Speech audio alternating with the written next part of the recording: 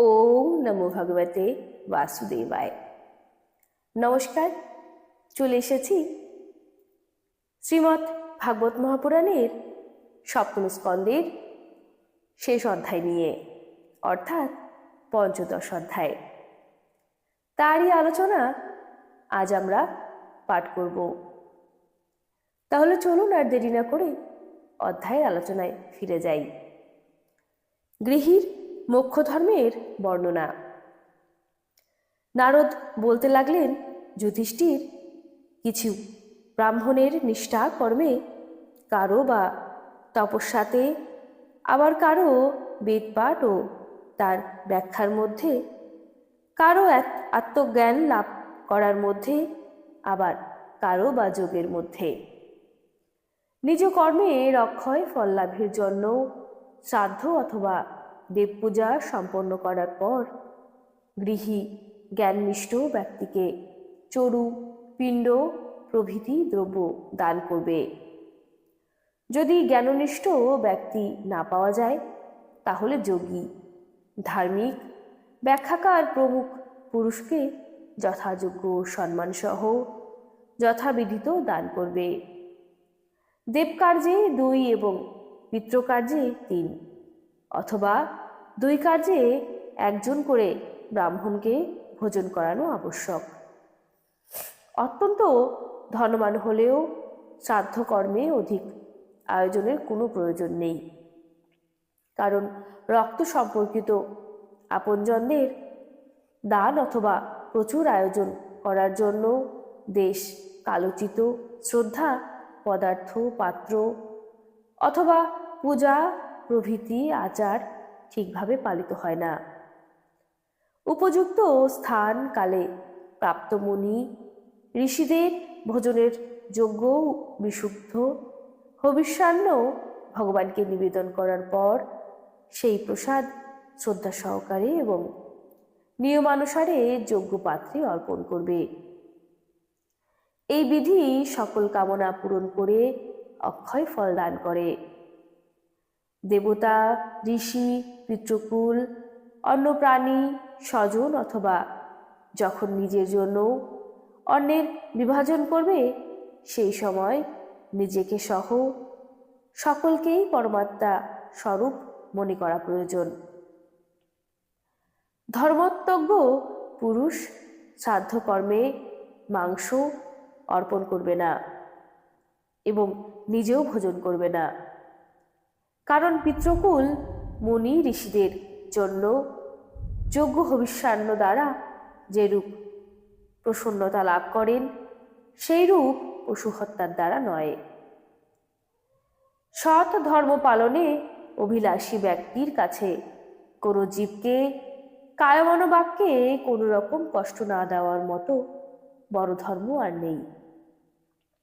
অনেক যোগ্য তত্ত্বজ্ঞ ব্যক্তি এই সব না করে জ্ঞানের দ্বারা প্রজ্বলিত আত্মসংযম রূপ অগ্নিতে এই কর্মযজ্ঞের আহুতি দেন এবং বাহ্যিক ক্রিয়া অনুষ্ঠান থেকে বিরত থাকেন। কেউ যখন দ্রব্যময় যজ্ঞ করতে চায়, তখন প্রাণী সকল ভীত হয়ে চিন্তা করতে থাকে যে নিজের দীর্ঘায়ু কামনায় এই নির্দয় মূর্খ অবশ্যই আমাকে বধ করবে। সেই কারণে ধার্মিক ব্যক্তিদের উচিত প্রতিদিন প্রারব্ধ কর্মের দ্বারা প্রাপ্ত মুনিযোচিত হবিষ্যান্নের দ্বারা নৈমিত্তিক কর্ম পালন করে তাতেই সর্বদা সন্তুষ্ট থাকা। অধর্মের পঞ্চশাখা বর্তমান: বিধর্ম, পরধর্ম, আভাস, উপমা হল ছল।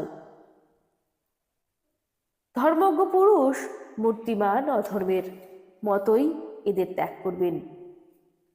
যে কার্য ধর্মযুক্ত বুদ্ধির দ্বারা সম্পন্ন হলেও নিজ ধর্ম বাধাপ্রাপ্ত হয়, তা বিধর্মরূপে কথিত।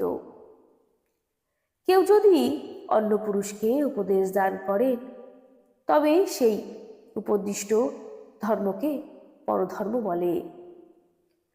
পাখণ্ড তথা দাম্ভিকতার নাম উপধর্ম অথবা উপমা।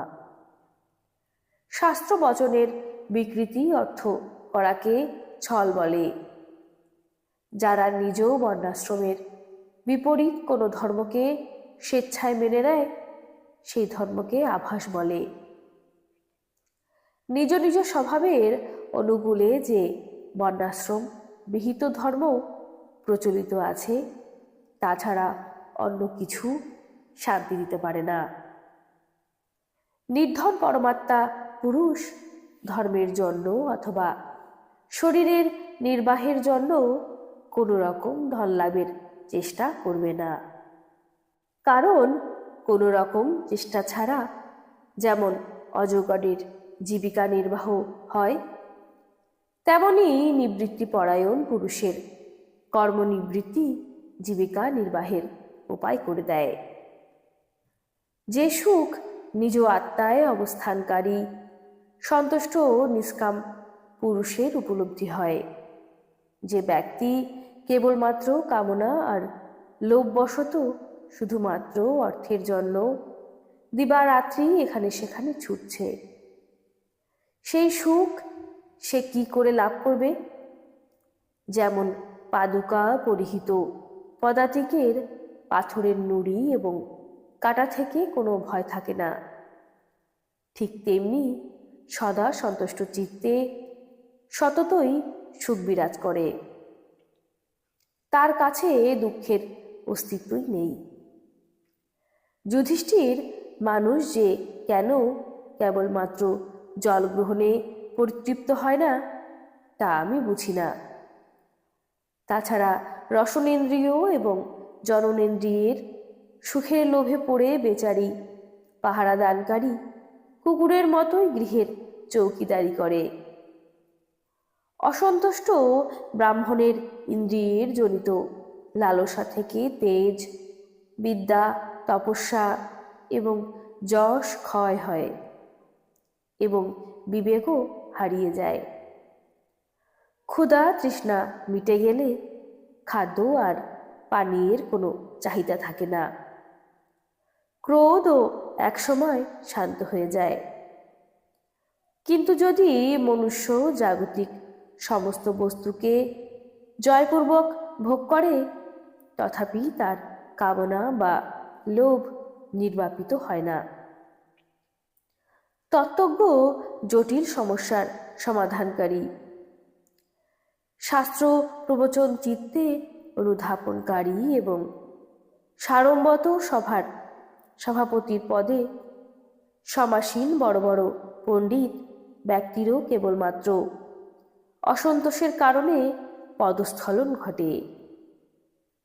ধর্মরাজ সংকল্প পরিত্যাগ করলে কামনাকে, কামনা পরিত্যাগ করলে ক্রোধকে, সংসারী ব্যক্তি যাকে অর্থ মনে করে তাকে অনর্থ মনে করে লোভকে, এবং তত্ত্ববিচারের দ্বারা ভয়কে জয় করা বিদেহ, আধ্যাত্ম বিদ্যার দ্বারা শোক ও মোহকে, সাধুদের উপাসনার দ্বারা অহংকারকে, মৌন অবলম্বনের দ্বারা যোগ বিজ্ঞকে এবং শরীর প্রাণ প্রভৃতিকে নিশ্চিষ্ট করে হিংসাকে জয় করতে হবে। আদি ভৌতিক দুঃখকে দয়ার দ্বারা, আদি দৈবিক বেদনাকে সমাধি দ্বারা তথা আধ্যাত্মিক দুঃখকে যোগ বলের দ্বারা এবং নিদ্রাকে সাত্ত্বিক ভোজন, স্থান, সংসর্গ এবং সেবনের দ্বারা জয় করতে হয়। সত্ত্বগুণের দ্বারা রজগুণ ও তমগুণকে এবং উপশমের দ্বারা সত্ত্বগুণের উপর বিজয় লাভ করতে হবে। গুরুদেবের প্রতি ভক্তির দ্বারা সাধক সমস্ত দোষকে সহজভাবে জয় করতে সক্ষম হতে পারে। চিত্তে জ্ঞানের দ্বীপ প্রজ্বলনকারী গুরুদেব সাক্ষাৎ ভগবৎ স্বরূপ। যে দুর্মতি পুরুষ তাকে মনুষ্য মনে করে, তার সকল শাস্ত্র শ্রবণ হাতির স্নানের ন্যায় নিষ্ফল হয়ে যায়।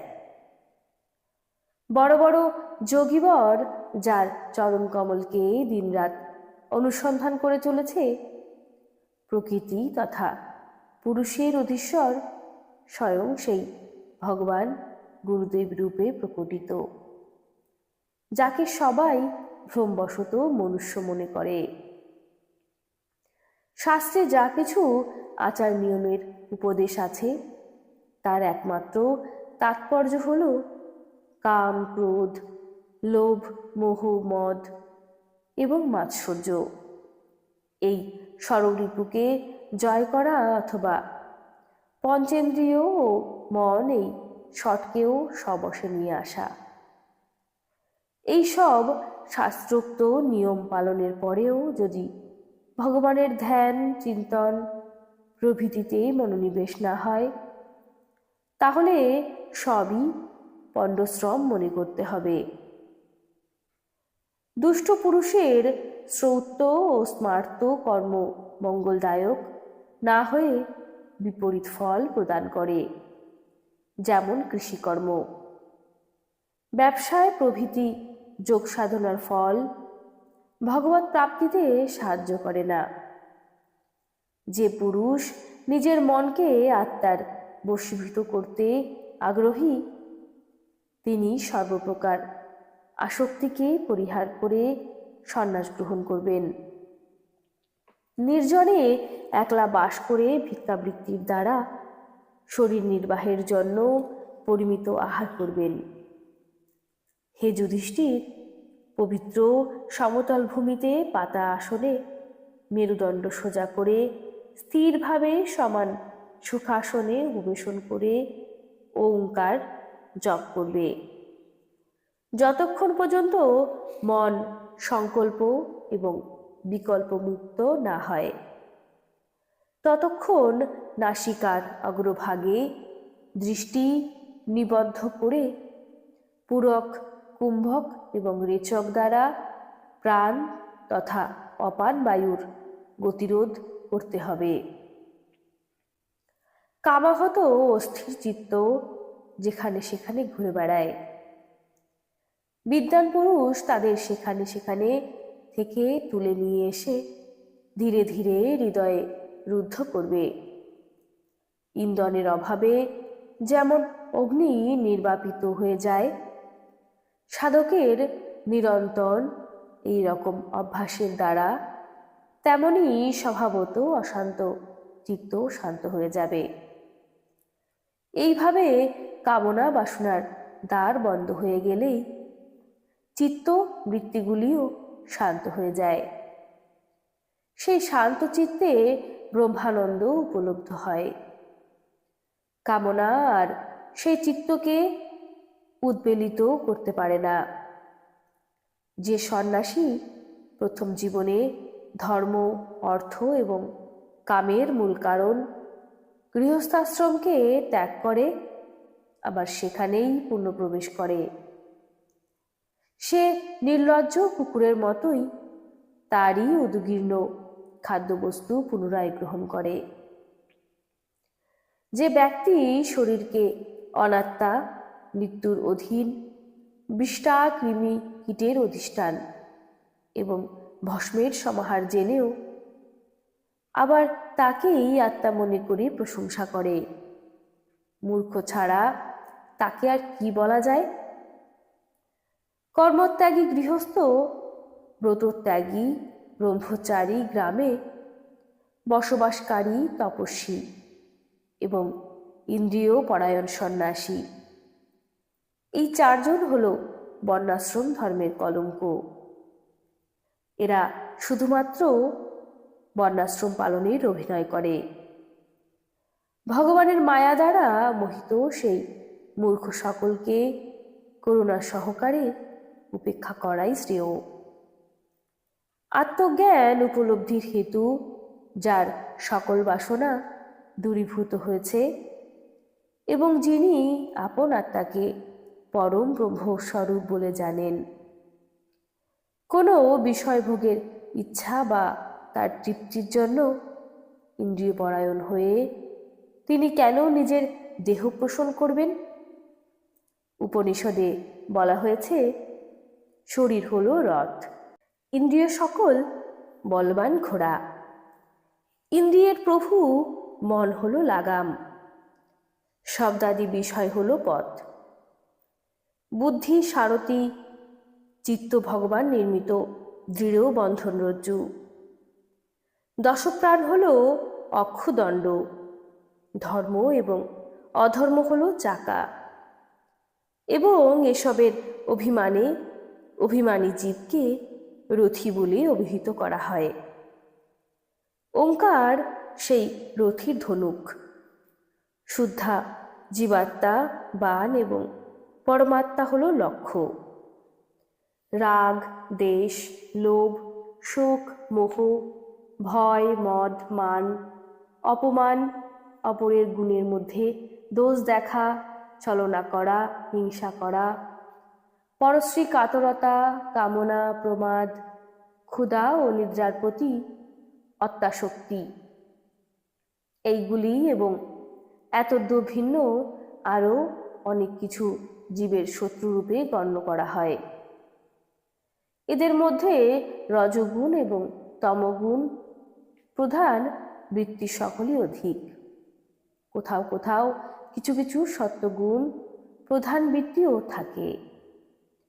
মনুষ্যের শরীর রূপ রথ যতদিন পর্যন্ত স্ববশে থাকে এবং তার ইন্দ্রিয়, মন প্রভৃতি সঠিক পথে চালিত থাকে, ততদিন তার মধ্যে গুরুদেবের চরণ কমলের সেবা পূজা দ্বারা শান দেওয়া জ্ঞানরূপ তীক্ষ্ণ তরবারি নিয়ে ভগবানের আশ্রয়ে থেকে সেই সকল শত্রুদের বিনাশ করে স্বস্থানে সসম্মানে বিরাজমান হয়ে অত্যন্ত শান্তভাবে এই শরীরও পরিত্যাগ করবে।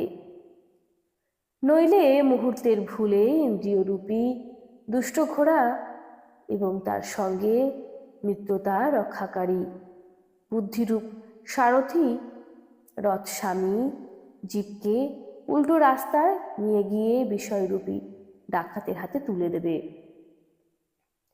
সেই দস্যু সারথি এবং ঘোড়াসহ এই জীবকে অত্যন্ত ভয়ানক ঘোর জীবন মৃত্যু চক্রস্বরূপ সংসারকূপে নিক্ষেপ করবে।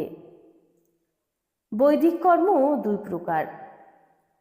এক প্রকার কর্ম বৃত্তি সকলকে বিষয়ের প্রতি আকর্ষিত করে, যা প্রবৃত্তি পরায়ণ, এবং দ্বিতীয় প্রকার কর্ম বিষয় থেকে নিবৃত্ত করে চিত্তবৃত্তির শান্ত করে আত্ম সাক্ষাৎকারের যোগ্যরূপে তৈরি করে দেয়, যা নিবৃত্তি পরায়ণ। প্রবৃত্তি পরায়ণ ব্যক্তি কর্মমার্গকে অনুসরণ করার ফলে বারংবার জন্ম মৃত্যু প্রাপ্ত হয়। নিবৃত্তি পরায়ণ ব্যক্তি ভক্তিমার্গ অথবা জ্ঞান মার্গের দ্বারা পরমাত্মা স্বরূপ প্রাপ্ত হয়। সেনযজ্ঞ, হিংসামূলক কর্ম, অগ্নিহোত্র, দর্শ, পূর্ণমাস, চাতুর্মাস্য, পশুযজ্ঞ, সোমযজ্ঞ, বৈশ্যদেব, বলিদান প্রভৃতি কর্মকে ইষ্ট বলে। দেবালয়, ধর্মশালা, কূপ প্রভৃতি নির্মাণ করা তথা বৃক্ষরোপণকে পূর্ত কর্ম বলে। এইগুলি প্রবৃত্তিপরায়ণ কর্ম এবং কামভাব যুক্ত হয়ে তা অশান্তির কারণরূপেও গণ্য হয়। প্রবৃত্তিপরায়ণ ব্যক্তি মৃত্যুর পর চরু, পুরোডাস প্রভৃতি যজ্ঞ সম্বন্ধীয় দ্রব্যের শুষ্ক ভাগ দ্বারা নির্মিত শরীর ধারণ করে ধূমাভিমানী দেবগণের সমীপে গমন করে। তারপর ক্রমশ রাত্রি, কৃষ্ণপক্ষ এবং দক্ষিণায়নের অধিষ্ঠাতা দেবতাদের সমীপে গিয়ে চন্দ্রলোকে অধিষ্ঠান করে। সেখানকার ভোগ সমাপ্ত হলে অমাবস্যার চন্দ্রমার মতো ক্ষীণ হয়ে বৃষ্টির দ্বারা ক্রমশ ঔষধি লতা অন্ন এবং বীর্যরূপে পরিণত হয়ে পিতৃযান মার্গ থেকে পুনরায় এই সংসারেই জন্মগ্রহণ করে।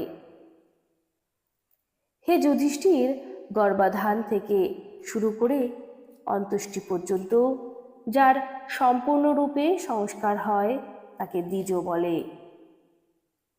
নিবৃত্তিপরায়ণ পুরুষ ইষ্ট পূর্ত প্রভৃতি কর্মের দ্বারা সম্পাদিত যজ্ঞকে বিষয়াদির জ্ঞান প্রকাশকারী ইন্দ্রিয়রাজিতে হবন করেন। ইন্দ্রিয়রাজিকে দর্শন প্রভৃতি সংকল্পরূপ মনে বৈকারিক মনকে পরাবাণীতে তথা পরাবাণীকে সমুদায় বর্ণে, বর্ণ সমুদায়কে অ উ ম এই 3 স্বরে নিহিত ওঙ্কারে, ওঙ্কারকে বিন্দুতে, বিন্দুকে নাদে, নাদকে সূত্রাত্রা রূপ প্রাণে তথা প্রাণকে ব্রহ্মতে লীন করেন। সেই নিবৃত্তি নিষ্ঠ জ্ঞানী পুরুষ ক্রমশ অগ্নি, সূর্য, দিন, সন্ধ্যাবেলা, শুক্লপক্ষ, পূর্ণিমা এবং উত্তরায়ণের অধিষ্ঠাতা দেবতাদের সংস্পর্শে গিয়ে ব্রহ্মলোকে গমন করে। সেখানকার ভোগ সমাপ্ত করে স্থূলোপাধিক বিশ্ব নিজের স্থূল উপাধিকে সূক্ষ্মতে লীন করে সূক্ষ্মোপাধিক তৈজসে রূপান্তরিত হন। পুনরায় শুষ্ক উপাধিকে কারণে লয় করে কারণোপাধিক প্রাজ্ঞ রূপে স্থিত হন। তারপর আত্মা সাক্ষী চৈতন্য রূপে অভিহিত হন। এই সাক্ষী চৈতন্য সর্বত্র বিরাজমান হেতু কারণোপাধিক লয়প্রাপ্ত হয়ে তুরীয় রূপে স্থিত হন। এইভাবে উপাধি সমূহ ক্রমশ বিলীন হয়ে যাওয়ায় তিনি একমাত্র শুদ্ধ চৈতন্য রূপে অবস্থান করেন। একেই মোক্ষপ্রাপ্তির বলে অভিহিত করা হয়। একে দেবযান মার্গ বলে। এই মার্গের পথিক আত্মোপাসক সংসার থেকে নিবৃত্ত হয়ে ক্রমশ একে থেকে অপর দেবতাদের নিকটস্থ হয়ে ব্রহ্মলোকে স্বস্বরূপে স্থির হন। তিনি প্রবৃত্তি মার্গের যাত্রীর মতো পুনরায় জন্ম মৃত্যুর চক্রে পতিত হন না। বেদে এই পিতৃযান এবং দেবযান মার্গ দুয়েরই উল্লেখ আছে। শাস্ত্রীয় দৃষ্টিতে যিনি এই তত্ত্ব জ্ঞাত হন তিনি শরীর ধারণ করে মোহগ্রস্ত হন না। স্থূল শরীর রূপ গ্রহণ করে অথবা জন্মগ্রহণ করার আগে কারণরূপে এবং এই শরীরের নাশ হওয়ার পর তার অবশেষ রূপে স্বয়ং বিদ্যমান থাকেন। যিনি ভোগরূপে বাইরে এবং ভোক্তারূপে অন্তরে তথা উচ্চ নীচ, জ্ঞান এবং জ্ঞানের বিষয়, বাণী এবং বাণীর বিষয়, অন্ধকার এবং প্রকাশাদির যা কিছু উপলব্ধ হয় তা সবই তত্ত্ববেত্তা স্বয়ং তিনি, অন্য কিছু নয়। তাই তাকে মোহ স্পর্শ করতে পারে না। দর্পণে প্রতিবিম্বিত বস্তুর অস্তিত্ব প্রকৃতিপক্ষে নেই, তথাপি তার প্রতীতি হয়। প্রতিবিম্ব দর্শন যেমন বিচার ও যুক্তির দ্বারা বাধিত হয়, ঠিক সেই রকমই ইন্দ্রিয়গ্রাহ্য বস্তু সকলের ভেদভাবও বিচার, যুক্তি এবং আত্মানুভাবের মাধ্যমে তার অনস্তিত্ব প্রমাণ হলেও সত্যের ন্যায় প্রতীত হয়। ক্ষিতি, তেজ, বায়ু, জল ও আকাশ এই পঞ্চভূতে এই শরীর নির্মিত হয়।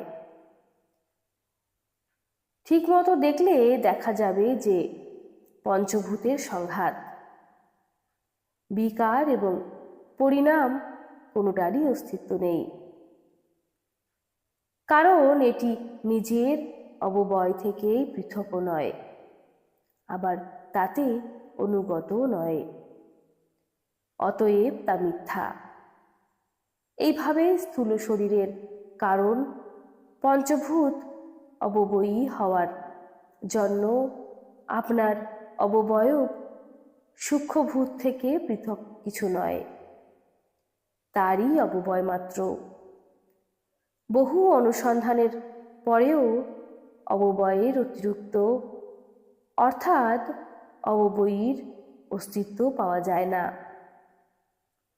তখন এটা অসৎ তা সিদ্ধ হয়ে যায়। যতক্ষণ অজ্ঞানবশত এক পরম তত্ত্বের মধ্যে অনেক বস্তুর প্রতীতি হয়, ততক্ষণ এই বস্তু সকল আদিতেও ছিল, এখনো আছে, এই রকম ভ্রম হতে থাকে। স্বপ্নাবস্থায়ও মানুষের জাগ্রত, স্বপ্ন প্রভৃতি বিভিন্ন অনুভব হয়, আবার তার মধ্যে নানা প্রকার বিধিনিষেধের নীতি জ্ঞানও কাজ করে। তেমনি যতক্ষণ এই বিভেদের অস্তিত্ব মোহরূপে আচ্ছন্ন করে থাকে, ততক্ষণ বিধিনিষেধের নীতিশাস্ত্র কার্যকরী থাকে। বিচারশীল পুরুষ সানুভূতিতে ভাবাদ্বৈত, ক্রিয়াদ্বৈত এবং দ্রব্যাদ্বৈত আত্মার এই ত্রিবিধ অদ্বৈত রূপকে অনুভব করেন। তার কাছে জাগ্রত, স্বপ্ন, সুষুপ্তি, দ্রষ্টা, দর্শন, দৃশ্য এই সকল ভেদ বিলীন হয়ে যায়। বস্তুত ভেদানুভব অলিক। বস্ত্র যেমন প্রথমত সূক্ষ্মরূপে অবস্থান করে, তেমনি কার্য কারণ মাত্রই এই রকম একতার বিচার ভাবা দ্বৈত। হে যুধিষ্ঠির, মন, বাণী এবং কায় নিষ্পন্ন কর্ম সকল স্বয়ং পরম ব্রহ্ম পরমাত্মাতেই অবস্থিত, তাতেই অধ্যাস্ত। এই ভাবনাতে সমস্ত কর্ম সমর্পণ হল ক্রিয়াদ্বৈত। স্ত্রী, পুত্রাদি, নিকটাত্মীয় এবং সংসারের অন্যান্য সমস্ত প্রাণীগণের তথা নিজের স্বার্থ এবং ভোগ একই। এর মধ্যে আপন পরের কোনো ভেদ বাস্তবিক পক্ষে নেই। এই বিচার হল দ্রব্যাদ্বৈত। হে যুধিষ্ঠির, যে মানুষের জন্য শাস্ত্রানুসারে নির্দিষ্ট কর্ম, যে উপায়ে যে বস্তু গ্রহণের দ্বারা নিষ্পন্ন করার বিধান রয়েছে, সেই কর্ম সেইভাবেই সমাধা করা উচিত।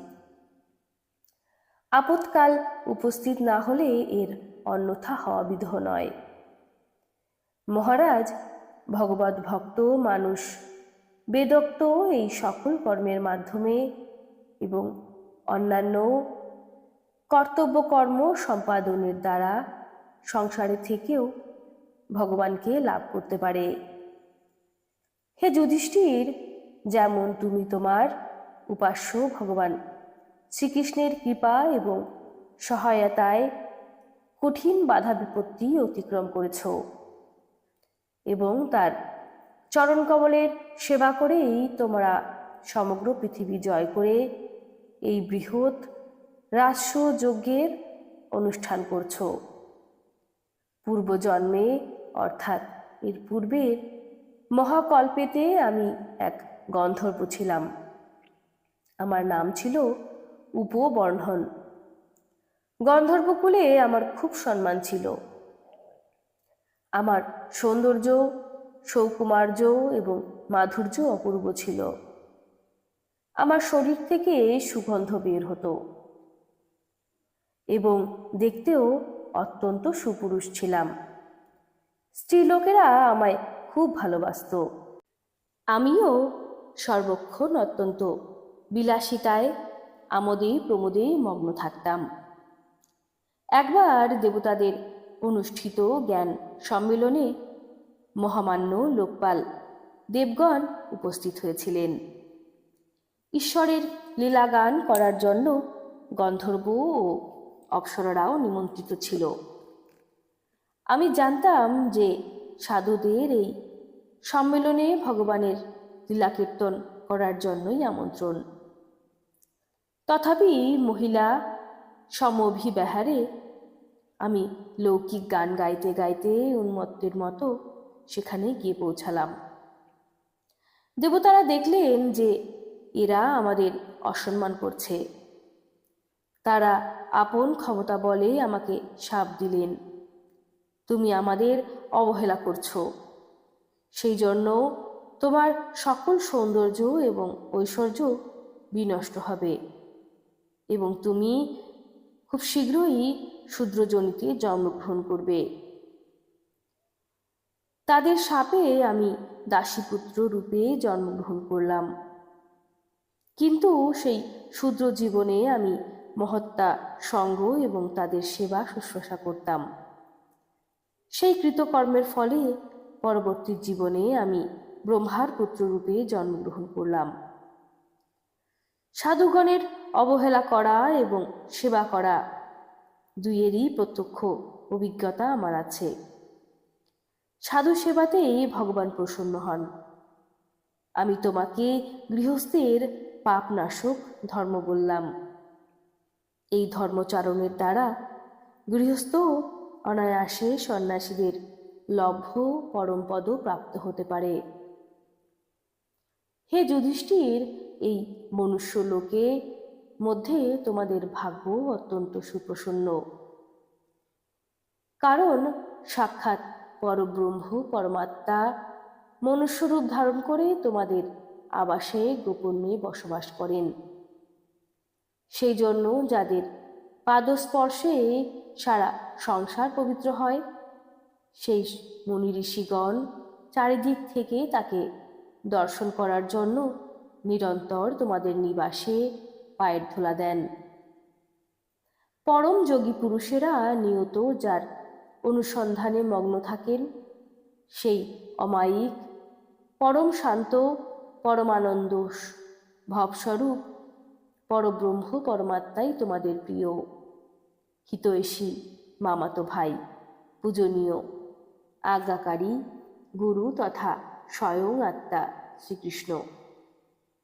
শঙ্কর ব্রহ্মাদি দেব সকল তাদের সকল জ্ঞান দ্বারাও তিনি এইভাবে তার স্বরূপ বর্ণনা করতে পারেননি। কাজেই আমার পক্ষে তার বর্ণনা করা তো একেবারেই অসম্ভব। আমি নির্বাকভাবে ভক্তি এবং সংযমের দ্বারা তার পূজা করে চলেছি। কৃপা করে আমার সেই পূজা গ্রহণ করে ভক্তবৎসল ভগবান আমার উপর প্রসন্ন হন, এই প্রার্থনা আমার। সুখদেব বললেন, হে পরীক্ষিত, দেবর্ষি নারদদের এই উপদেশ শুনে রাজা যুধিষ্ঠির অত্যন্ত আহ্লাদিত হলেন। তিনি প্রেম বিহুল হয়ে দেবর্ষি নারদ এবং ভগবান শ্রীকৃষ্ণের পূজা করলেন। দেবর্ষি নারদ ভগবান শ্রীকৃষ্ণ এবং রাজা যুধিষ্ঠিরের থেকে বিদায় নিয়ে এবং তাদের দ্বারা উত্তম রূপে সেবিত হয়ে গমন করলেন। ভগবান শ্রীকৃষ্ণই পরম ব্রহ্ম। এই কথা শুনে যুধিষ্ঠিরের বিস্ময় আর সীমা রইল না।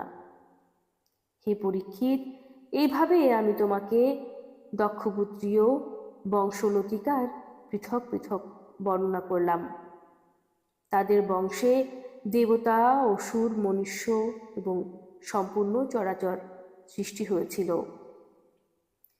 শ্রী মহর্ষি বেদব্যাস প্রণীত ১৮ সহস্র শ্লোক সমন্বিত পারমহংসী সংহিতা শ্রীমদ্ ভাগবত মহাপুরাণের সপ্তম স্কন্ধের প্রহ্লাদ চরিত্রে যুধিষ্ঠির নারদ সংবাদে সদাচার নির্ণয় নামক ৫ম অধ্যায় এখানেই সমাপ্ত হল।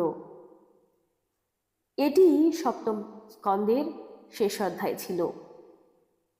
আপনাদের এই পুরো স্কন্দটি কেমন লাগলো এবং এই শ্রীমদ্ ভাগবত মহাপুরাণের পাঠটি আপনাদের কেমন লাগলো সেটিও আমাকে জানাবেন কিন্তু অবশ্যই।